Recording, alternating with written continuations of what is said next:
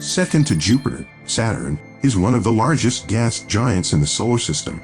Unlike Jupiter, Saturn lacks a distinct number of large moons capable of exploitation. Its most notable satellite, Titan, has seen far more significant development over the past 3 decades. Despite its low radiation, the gas giant's distance from the inner planets makes it a less favorable resource of hydrogen, establishing Saturn as the de facto anchor of the far spaces.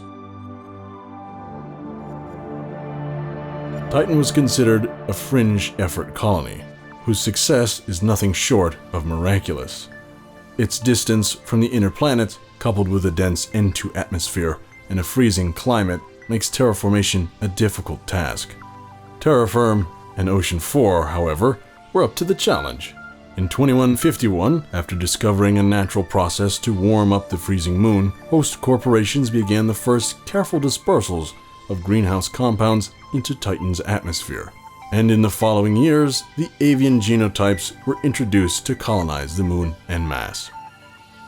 The process of terraformation for Titan, while relatively simple, required incredible caution.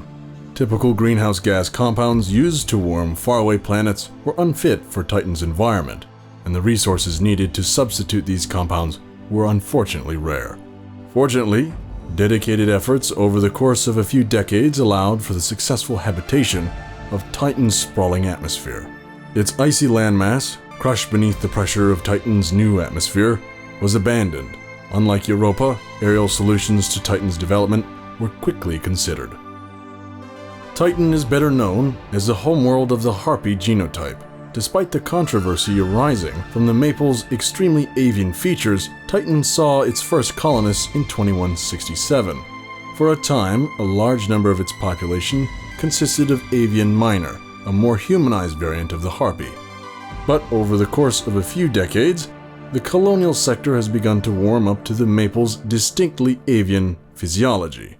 By 2190, the European skies had become split between 2 different genotypes, the Maples and the Harpies, with the Maples being in the minority. This has led to occasional tensions between the two for economic or political dominance, but nothing major has been seen as of yet. Violence between these two groups, as rare as it is, tends to be motivated more by criminal elements rather than social stigma.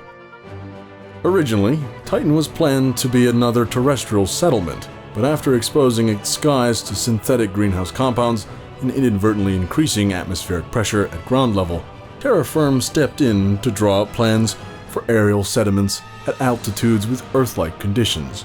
The result was a unique process of land acquisition.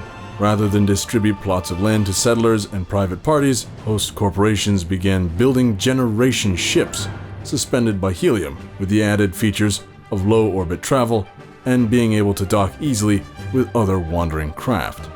Now Titan's skies play host to a whole array of mobile and immobile platforms, conjoined and interconnected by a network of docked ships and platforms floating over its surface.